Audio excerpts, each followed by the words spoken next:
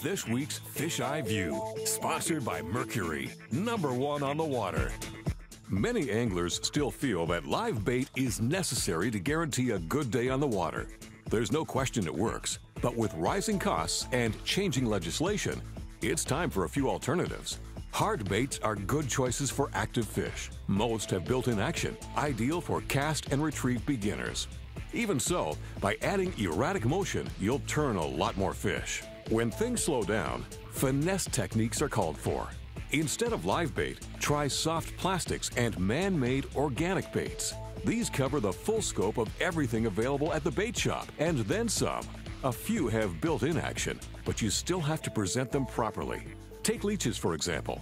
There's no question fish are crazy about the real thing.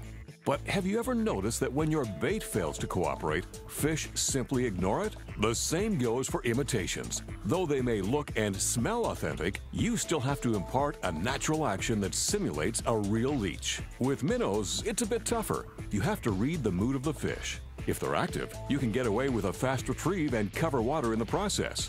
Other days, you need to slow it down with a natural swimming action. As with hard baits, you'll always trigger more fish by adding your own personal touch to the equation. We don't have to tell you there are literally hundreds of different soft plastics out there. When you factor in the new line of organic baits, then multiply everything by available sizes, choosing the right one can be difficult. A good plan is to match available forage. Even if the color is wrong, size and profile are more important. Consider the versatility of tube jigs, for instance. If an insect hatch is occurring, it's possible to use the tiniest panfish jig to draw the biggest specimens in the lake out from the woodwork. But that's a temporary thing. A better idea is to imitate a long-term bread and butter food source. Size it up properly, and you can expect plenty of action. As long as the basics are there, size, shape, and in this case a visible stripe, the overall color is of secondary importance. If you're a trophy hunter, then you know the old adage, big baits for big fish. In our experience, this is true most of the time. The largest tubes, worms, and minnow baits will generally discourage smaller fish while calling in the top dog. Not just a matter of too much of a mouthful, it's a type of underwater pecking order. In spite of all this, when it comes to severely pressured fish, downsizing still produces when nothing else will.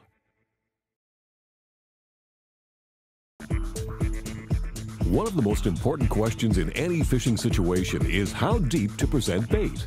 Fish have very specific zones where they prefer to feed, and these can change from day to day, hour to hour, and even from spot to spot. In relatively shallow water, that can be anywhere from the surface to flat out on bottom. Mostly, it relates to forage location and behavior. You really need to cover the entire water column to be certain. Fly fishermen understand this concept more than anyone else. For them, figuring things out is standard procedure at each new spot. In deep water, you have to find them in the first place, which, if they're suspended, makes it all the more difficult. Even then, you must present bait where and how they demand to see it. If you know where fish are holding, a good starting point for all species is eye level or just above. This regularly applies to traditional bottom feeders as well. At times in different face-on, they'll instinctively tilt up to ambush prey from below. When all else fails, try raising your bait, and you'll trigger this reflex response. Another way of determining where fish are feeding is to look at their eyes. After several hours of focusing in a particular direction, eyes become locked in position, then returning slowly much later.